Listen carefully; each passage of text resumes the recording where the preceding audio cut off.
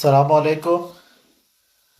আমার লাইভ শুরু হয়েছে নি একটু জানাবেন দয়া করে। আমি দুঃখিত, লাইভে আসতে একটু দেরি হয়ে গেল। আমি একটা নিউজ শুনতেছিলাম টিভিতে, এই জন্য লাইভে আসতে অনেক দেরি হয়ে গেছে, 10-15 মিনিটের মতো। আমার লাইভ শুরু হয়েছে কি না কেউ যদি একটু দয়া করে বলেন, তাহলে আমি শুরু করে দেবো ইনশাল্লাহ।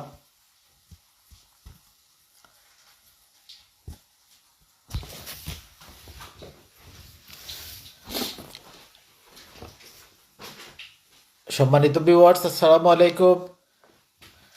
লাইভটা শুরু হয়েছে কি না আস্তে আস্তে কথা বলা শুরু করি, ইনশাল্লাহ আপনারা শরিক হবেন। আমি কিছু কিছু বিষয় নোট করছি।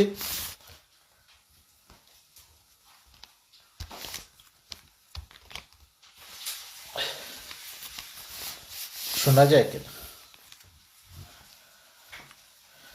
সম্মানিত ভিউয়ার্স, আপনারা যারা এখন শুনছেন এবং পরবর্তীতে যারা আমার লাইভটি শুনবেন, সবার জন্য শুভকামনা জানাচ্ছি। আমার কথা শোনার জন্য ধন্যবাদ জানাচ্ছি, ধৈর্য সহকারে শোনার জন্য। তো আমাদের প্রাণের চেয়ে প্রিয় মাতৃভূমি বাংলাদেশ আজকে এক মহাসংকটকাল অতিক্রম করছে। আপনারা সবাই জানেন বাংলাদেশের সার্বিক পরিস্থিতি, বিশেষ করে সাম্প্রতিক পরিস্থিতি খুবই ভয়াবহ, খুবই উদ্বেগপূর্ণ। আমরা যারা প্রবাসে আছি তাদের জন্য আরও উদ্বেগের কারণ হচ্ছে আমরা আমাদের স্বজনদের দেশে এই অবস্থায় রেখে আমরা প্রবাসে আছি, আমরা উদ্বিগ্ন আছি, আমরা নির্ঘুম রাত কাটাচ্ছি। আমাদের মানসিক অবস্থা খুবই ভয়াবহ। এমনি পর্যায়ে আজকে অসহযোগ আন্দোলন শুরু হয়েছে, বৈষম্য বিরোধী ছাত্র আন্দোলন। আগামী 6 তারিখ মঙ্গলবার, 6 আগস্ট মঙ্গলবার ঢাকা মার্চ কর্মসূচি ঘোষণা করেছে। তো আপনারা এই ঢাকা মার্চ কর্মসূচিতে অংশগ্রহণ করবেন, শরিক হবেন সদল বলে, বন্ধু বান্ধব সহ সবাইকে নিয়ে, যাতে আমরা এই স্বৈরাচারী এই সরকারের এই দীর্ঘ নির্যাতনের জাতাকল থেকে আমরা মুক্তি পেতে পারি।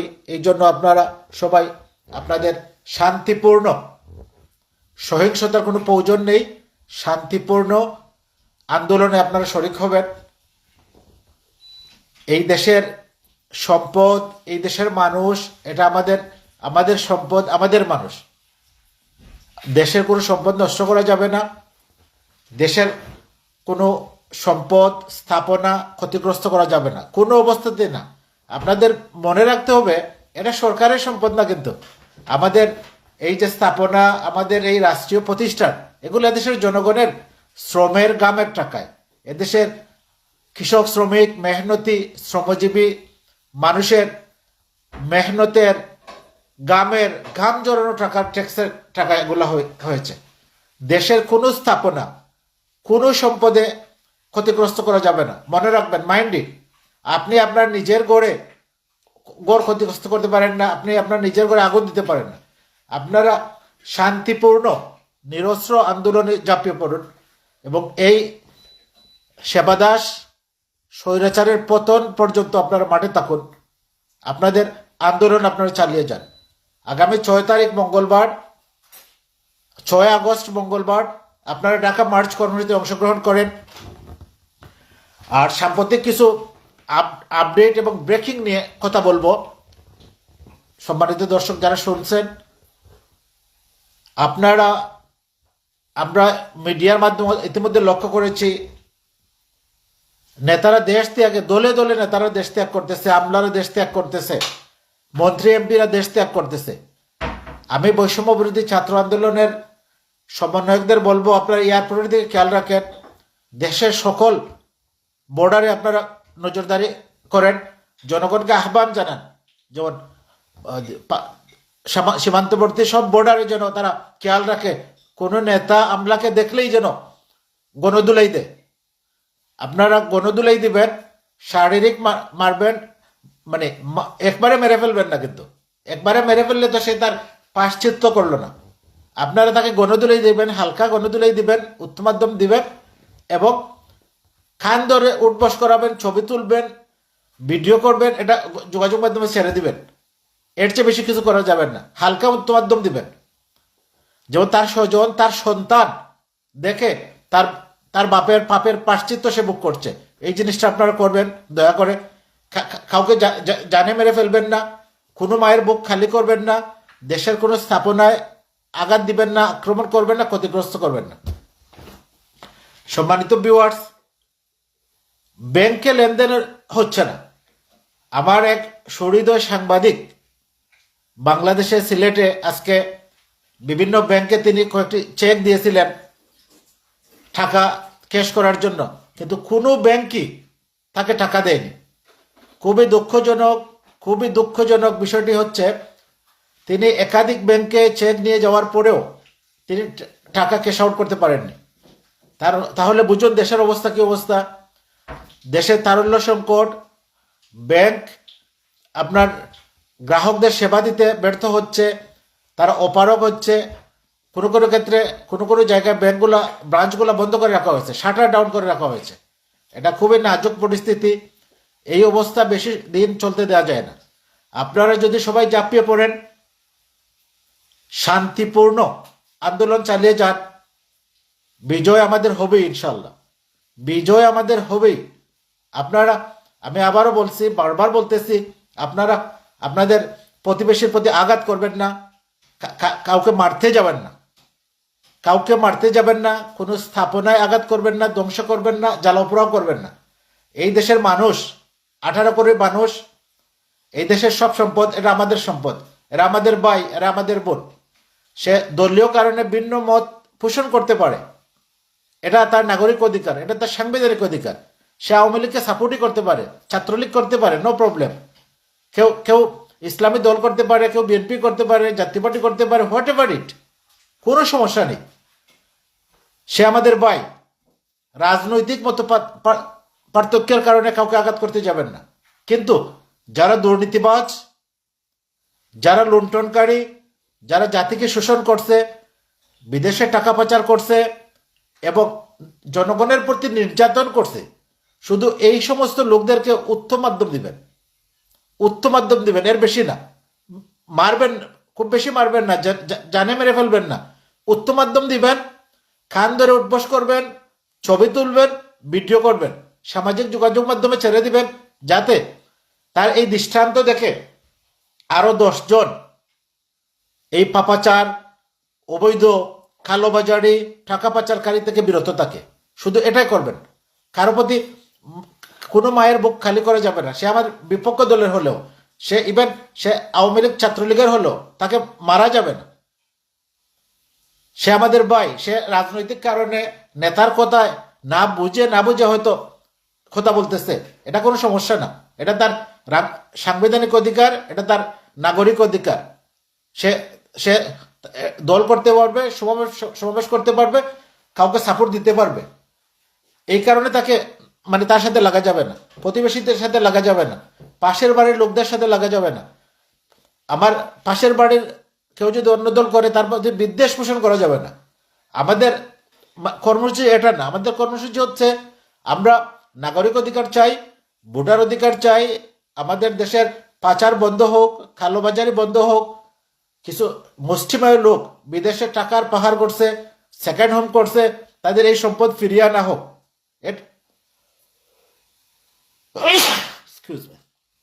এটা আমাদের দাবি। আমাদের দাবি সহজ এবং সিম্পল। আমরা কারো শত্রু না। আমরা এদেশ আমাদের লক্ষ রক্তের বিনিময়ে, লক্ষ প্রাণের বিনিময়ে এদেশ স্বাধীন হয়েছে। আমরা স্বাধীন চেতা জাতি।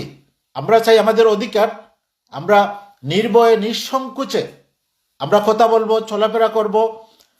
আমরা পারস্পরিক বন্ধন মজবুত রাখবো। এটা হচ্ছে আমাদের দাবি, এটা আমাদের সিম্পল দাবি। আমরা কারো শত্রু না। মনে রাখবেন, এদেশের 18 কোটি মানুষ, আমরা একে অপরের ভাই। আমরা আন্দোলন করছি, আমরা শান্তিপূর্ণ আন্দোলন করব। আমরা দেশের সম্পদ নষ্ট করব না।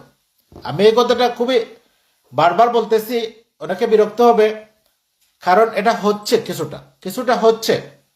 দেশের কোনো সম্পদ, কোনো স্থাপনা, কোনো কিছুতে আঘাত করা যাবে না, এটা আমাদের রাষ্ট্রীয় সম্পদ। এদেশের পুলিশ বাহিনীর যানবাহন, সেনাবাহিনীর যানবাহন, বিডিআরের যানবাহন, র্যাবের যানবাহন, গাড়ি, যা কিছু আছে, অফিস আদালত, সব এদেশের মানুষের সম্পদ। এদেশের মানুষের গাম জনন টাকা এগুলো নির্মাণ করা হয়েছে, এগুলো বিনির্মাণ করা হয়েছে, এগুলো ক্রয় করা হয়েছে। মনে রাখবেন, এটা আমাদের দেশের সম্পদ। কোনো অবস্থাতেই রাষ্ট্রীয় কোনো সম্পদ ক্ষতিগ্রস্ত করা যাবে না। আরেকটি বিষয় খুবই দুঃখজনক, খুবই দুঃখজনক, আমাদের দেশের যারা সেলিব্রিটি, মাশরাফি বিন মর্তুজা, সাকিব আল হাসান, ফারাজ করিম, ব্যারিস্টার সুমন, ওইসব কোথায় এখন? তারা বন্যা আসলে বিকাশ বাণিজ্য করে, বড় বড় কথা বলে। ফারাজ করিম দেখলাম ফিলিস্তিনের যুদ্ধের জন্য সে সে প্রস্তুত ছিল, সে ফিলিস্তিনের যুদ্ধ করতে চায়। এখন এখন কোথায়? এখন তার মা এসে তার পক্ষে উকলাতি করতেছে। লজ্জা করে না? এই মাশরাফিকে দেশের মানুষ এত ভালোবাসতো, দেশের মানুষ মাশরাফিকে মানে অন্যরকম দেখতো। এই মাশরাফির লজ্জা করে না? এই সামান্য স্বার্থের বিনিময়ে, সামান্য পদ পদবীর বিনিময়ে সে এই জাতির সাথে যে এই গাদ্দারি করলো, তার তো লজ্জা হওয়া উচিত। সাকিব আল হাসান, এই ব্যারিস্টার সুমনের কথা কি বলবো? আজকে দেখলাম সে পালাইতেছে, আজকে সে বিমানবন্দরে তার ছবি বের হয়েছে, সে পালাইতেছে। এখন পালাচ্ছে কেন? ব্যবসায়ীরা পালাচ্ছে, যারা এই এক সপ্তাহ আগে প্রধানমন্ত্রীকে আশ্বস্ত করলো যে আমরা আপনার সাথে আছি। এখন ওইসব ব্যবসায়ীরা পালাচ্ছে কেন? অনেক সাবেক এমপি, বর্তমান এমপি, মন্ত্রী, তাপস পালাইলো দেখলাম। শামীম ওসমান কোথায়? তার খেলা কি শেষ? কথা হচ্ছে, সম্মানিত ভিউয়ার্স, কথা বলা যায়, ঘরের ভিতরে কথা বলা যায়। মানে ওই বাঘ নাই বনে বিলাই রাজা, আমাদের সিলেটি ভাষায় একটা কথা আছে, যে বনে বাঘ নেই সেখানে বিলাই রাজা, মানে বিড়ালটাই মানে কিং, এরকম অবস্থা আর কি। পুলিশ মিডিয়ারকে প্রোটেকশনে, পুলিশ মিডিয়ারের মধ্যে থেকে অনেক কিছু বলা যায়, কিন্তু জনগণের কাতারে এসে রাজপথে সরকারি বাহিনী ছাড়া এসে কত সময় টিকা যায়, কত সময় অবস্থান করা যায়, এটা হচ্ছে দেখার বিষয়। তো আমাদের সেলিব্রিটিদের জন্য ধিক্কার, যারা এই জাতির এই ক্রান্তি লগ্নে, এই ক্রাইসিস মুহূর্তে যারা জনগণের পক্ষে, ছাত্র সমাজের পক্ষে এবং দেশের পক্ষে কথা বলতেছে না, তাদের জন্য শতদিক ধিক্কার। আরেকটি বিষয় খুবই ভালো লাগছে, এদেশের শিক্ষক সমাজ আজ থেকে চির উন্নত হলো। শিক্ষাগুরু শহীদ, সত্যি তুমি মহান উদার বাদশাহ আলমগীর। আমরা এই কবিতা পড়ছিলাম ক্লাস 5-এ। আজকে সার্থক হয়ে গেছে শিক্ষকদের ভূমিকায়। এদেশের সর্বস্তরের শিক্ষক ঘোষণা দিচ্ছেন, আর যদি একটি গুলি এদেশের ছাত্র সমাজের গায়ে লাগে, সাধারণ ছাত্র সমাজ যদি গুলিবিদ্ধ হয়, কোনো বাহিনী, এটা পুলিশ হতে পারে, র্যাব হতে পারে, বিজিবি হতে পারে, আনসার হতে পারে, ইভেন সেনাবাহিনী হতে পারে, কোনো বাহিনীর দ্বারা একটি গুলি, ইভেন সিঙ্গেল বুলেট, একটি গুলি যদি কোনো ছাত্রের গায়ে লাগে, তাহলে ওই সমস্ত বাহিনীর কোনো সন্তানদের বাংলাদেশের কোনো শিক্ষক পড়াবে না, বাংলাদেশের কোনো শিক্ষা প্রতিষ্ঠান তাদের ভর্তি নেবে না।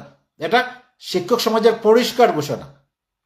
এক দুইজন নয়, শত শত শিক্ষক সমাজ প্রকাশ্যে দিবালোকে মিডিয়ার সামনে, হাজার হাজার ছাত্র জনতার সামনে তারা প্রতিজ্ঞাবদ্ধ করেছে, তারা ওয়াদা করেছে, যদি আর একটি গুলিও কোনো ছাত্রের গায়ে লাগে, যে বাহিনীর দ্বারাই লাগুক, সেই বাহিনীর কোনো সন্তানকে, কোনো ছেলে মেয়েকে এদেশের কোনো শিক্ষক পড়াবে না, কোনো স্কুল কলেজ বিশ্ববিদ্যালয় ভর্তি নেবে না। এবার বুঝুন ঠেলা। এই ছিল শিক্ষকদের এটা যুগান্তকারী উদ্যোগ। সম্মানিত ভিউয়ার্স, আরেকটি বিষয় বলতে চাই, বিবাড়িয়ার সন্তানরা কোথায়?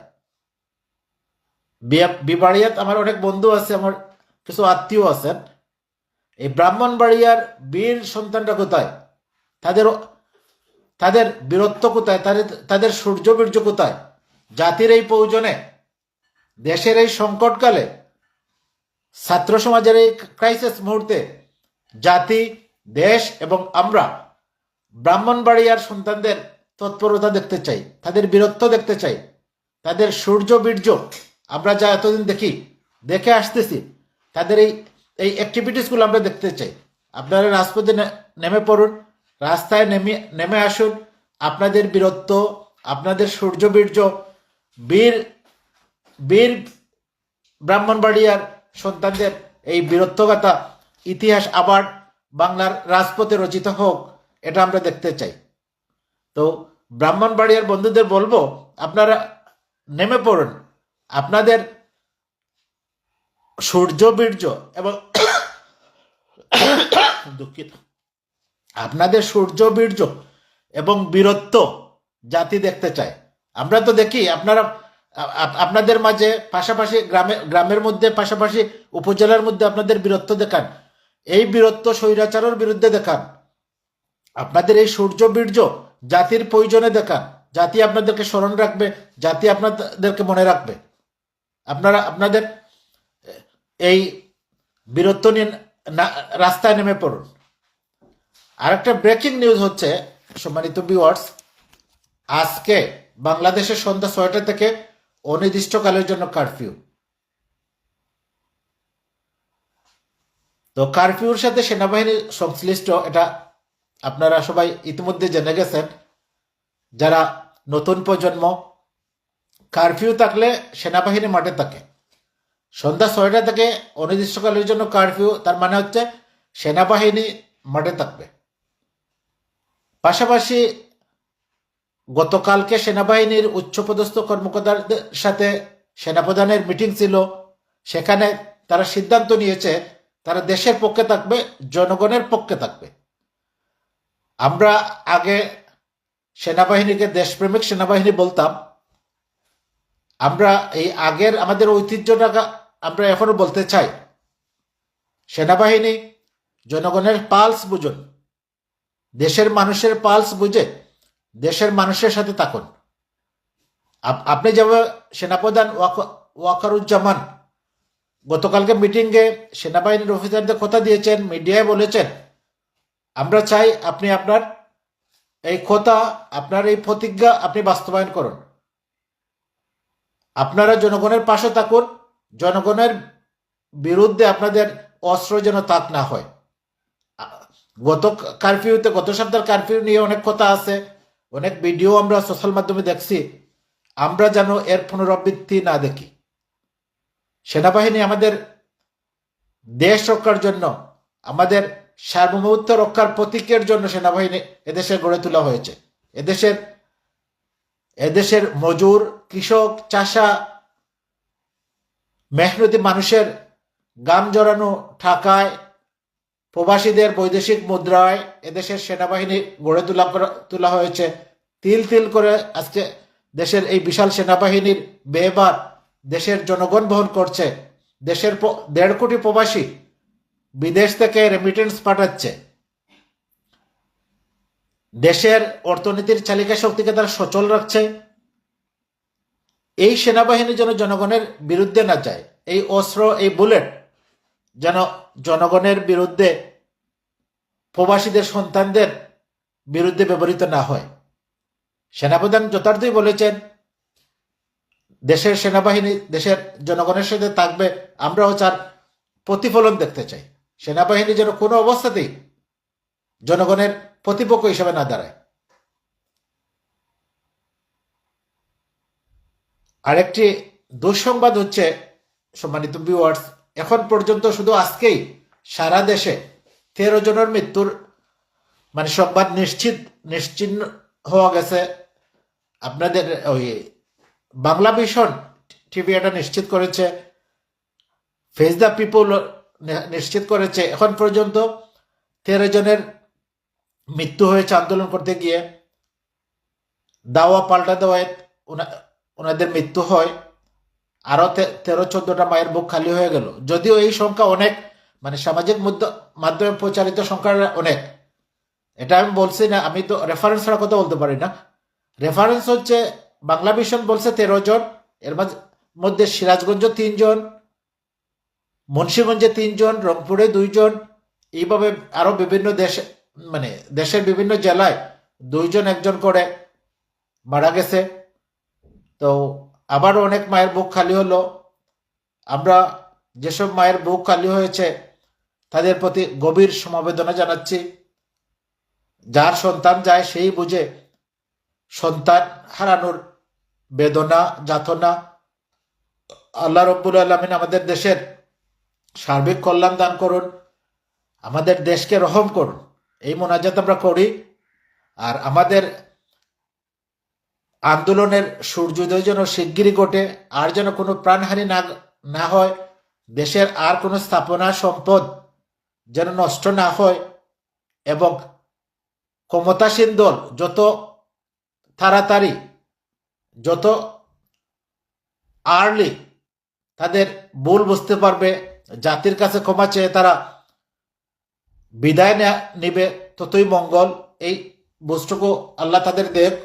তা না হলে আন্দোলন যত বাড়বে, দেশের ক্ষয়ক্ষতি, দেশের সম্পদের ক্ষয়ক্ষতি, ব্যবসা বাণিজ্য, আমদানি রপ্তানি বাণিজ্য, রেমিটেন্স, ব্যাংকের এই যে সর্বোপরি এক কালো অন্ধকার জাতির সামনে, দেশের সামনে আসছে, এই সমস্যা যত তাড়াতাড়ি সরকার বুঝবে, ততই দেশ এবং জাতির জন্য মঙ্গল।